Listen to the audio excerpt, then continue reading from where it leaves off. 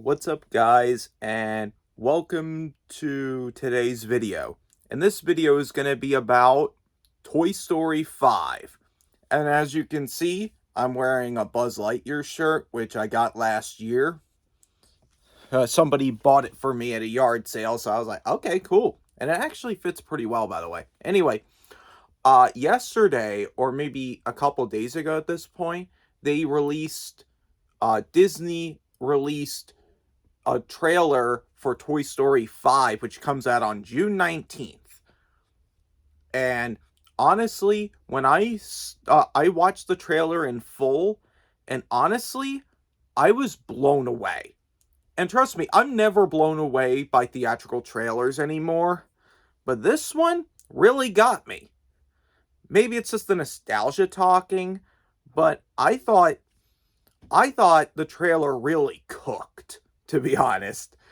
Like, and I'll be honest, I am 28 years old.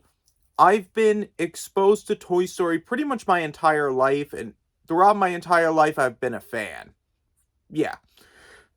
Toy Story 1 and 2, I remember seeing countless times on VHS. And I think, 13 when Toy Story 3 came out. And I didn't see it initially because at the age of 13, I went through some sort of where I went through a phase where I wasn't really into Disney anymore. But my mom bought me Toy Story 3 on DVD because I wanted to check it out. Everybody was saying it was amazing, it was awesome, wonderful, the best of the franchise. And I watched it, and it's my favorite. Toy Story 3 is my personal favorite. And I thought it would be the perfect conclusion. I think a lot of people thought it was the perfect conclusion, and yes, it is. And then in 2019, when I was about to turn 22, Toy Story 4 was released. And people just attacked it online. Everybody's like, "Oh, this sequel shouldn't exist. The sequel is awful." People were making up their opinions before they even watched it. Like, yeah. I mean, I saw Toy Story 4 in the theater. I think it was the first time I ever saw a Toy Story movie in the theater was with the fourth one. And I really liked it. I mean, it was not Toy Story 3 level, and I think I like it a little bit less than the first two films. It's so far my least favorite, but I still really enjoyed it. It was wonderful. It was one of my top favorite films of that year. So, yeah. And when Toy Story 5 was announced last year or 2 years ago, a lot of people were saying the same thing. They're not going to see it. They refuse to give it a shot. They don't think it should happen. And while I'm under the impression where I'm like, yeah, we don't need this movie, but it's still worth giving, it's still worth seeing, and it's still worth at least giving an honest, unbiased review. And that's why I want to see Toy Story 5, because I want to give it an honest, unbiased review. Like, take the nostalgia out of it, and, just take it from there. Like, support it, stuff like that. And there's a lot of things, in this one, in Toy Story 5, a villain is going to be a tablet. A lily pad tablet. Like an iPad. Which is honestly kind of cool, if you ask me. I'll take that. It's meant to be a story about toys versus electronics. And how most kids are just addicted to their phones, or addicted to their iPads. I mean, I have a phone myself, and I use it for pretty much everything because it's convenient. That's the only reason why I take my phone to a lot of places and stuff like that, because it's convenient. At least it's better than a computer. For years, my only form of communication was a computer, and it was yeah, it did not work out after a while. I was like, yeah, I can't do this. Anyway, uh, but the whole message of the movie is to play with real toys, not be on your tablet all the time. But I think, um, I'm concerned that kids are going to flip the message around. When kids see Bonnie, the main kid that has the toys, when Andy gave the toys to Bonnie in Toy Story 3 after about when he was about to go away for college. Well, Bonnie, when kids are going to see that Bonnie is playing with her tablet, these kids are going to want to do the same thing. Oh, Bonnie's playing with her tablet, why can't I? I'll do that. And the thing is, they're going to push a lot of merch for like those lily pad tablet covers, and those are probably going to be a big hit. But the big problem is that's the villain of the movie. The villain of the movie is going to get their own like, profitable merch. That just seems weird to me. Anyway, plus there was also but I like the fact that, Tom Hanks is back, Tim Allen's back, stuff like that. Like, anybody that's able to come back is most likely going to, unless they're dead. Like Jim Varney or Don Rickles and stuff like that. I know they're not gonna come back because they're dead. Well, for Toy Story 4, even though Don Rickles had passed a couple years before then, they had enough audio to make up for it. They spliced up old audio clips and put them in Toy Story 4 for Mr. Potato Head. Yeah, so I like that. And they even dedicated Toy Story 4 in honor of Don Rickles, which was pretty awesome. And anyway, what else? And I have a feeling that even though the first 4 Toy Story films are rated G, even the 4th one, which I was honestly shocked it got a G rating, with those creepy puppets, those puppets that acted like zombies. Like, how did that get a G in 2019? I don't understand. But I feel Toy Story 5 is going to get a PG rating, which I wouldn't be surprised or offended if that happened. Honestly, I wouldn't even be shocked. And if you're asking me why it would get a PG, honestly, I don't know. Your guess is as good as mine. I mean, yeah. I mean, the Lightyear movie that came out in 2022, that was rated PG, but at least with that, it made sense. Because Lightyear was a sci-fi epic film. It was like a space epic.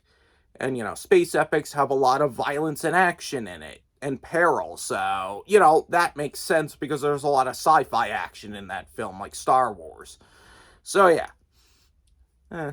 But I do hope that there's gonna be, and I also saw that there's gonna be a Buzz Lightyear army in Toy Story 5, and I saw, like, the cinematic shot of them peeking their heads out of a lake. That was a really awesome shot. I'll be honest. It'll be quite interesting to see what they do with them. And I think it's because Bonnie is at a summer camp and they're trying to infiltrate that camp. I don't know. But, it's not really the Toy Story 5 that I predicted it would be. I predicted that Andy would track down his old toys because he has a child of his own now, so he wants his kid to play with the toys that he grew up with. And they probably do a play date with Bonnie, and then Bonnie gives up her toys for Andy's kid. Now that's the Toy Story 5 I would have predicted. But, Toys vs. Electronics ended up winning, so alright, fine. I'll take it. I'll see it. Well, there's a lot of people that are like they completely, what is it? Let me find the right phrase. There's plenty of people, including me, that know that this movie doesn't need to happen, but they're still gonna check it out anyway. I've seen people complaining, oh, why is Toy Story 5 getting made? And yet those people are probably just gonna see it anyway.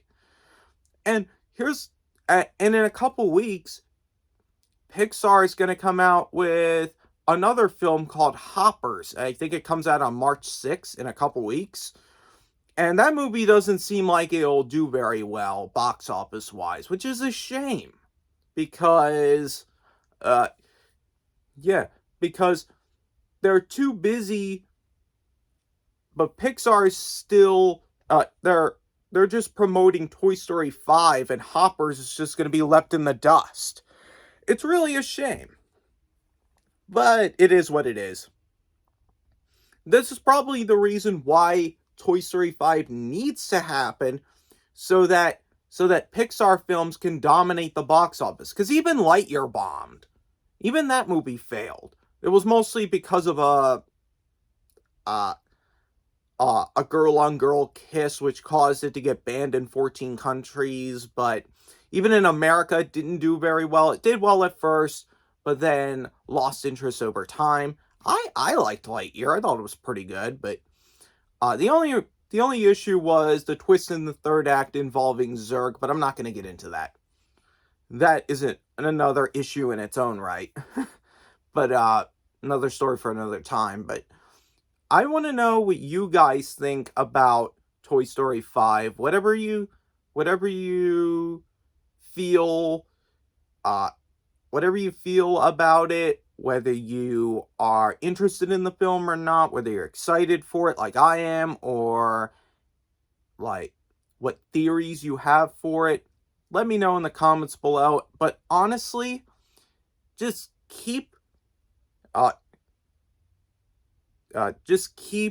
the comments family friendly if you can, because this movie we're discussing is family friendly. So I want the comments on this video to be family friendly as well.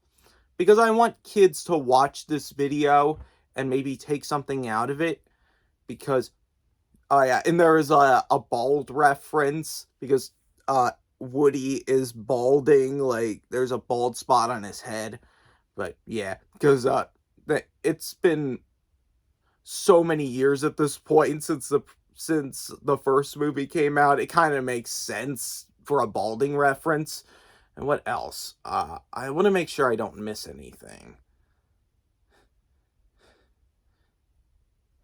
Yeah. But no, I think I covered all the bases that I wanted to. There's probably some things I'm missing, but I guess they're not really that important.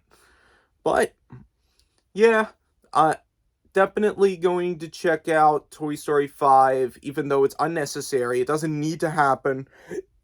But I'll see it. I'll see it when it comes out, and for my opinion, but I'll cross that bridge when I get there. And I hope you guys, I know you guys will see the movie. I know you will. Either with your kids or by yourself. Because there's plenty of people that like, and honestly, I wasn't even going to support Disney anymore because of Bob Iger, but it seems like Bob Iger has resigned from the company, which I'm glad. I was going to cut ties with Disney altogether just because of him, but I can't do that. I'm a reviewer. I have to see them. Yeah, and plus, I see so many films that are geared towards adults, like PG-13 or R, but a lot of them are very mature, very violent, very frightening even. And so I have to see Disney films and kids films just to even it out, just to make myself feel good again. So that's why I'm seeing Toy Story 5, just to make myself feel good. So anyway, I want to know what you guys think. Keep the comments family friendly, just like the movie. So yeah, that's it. See you later. Over and out.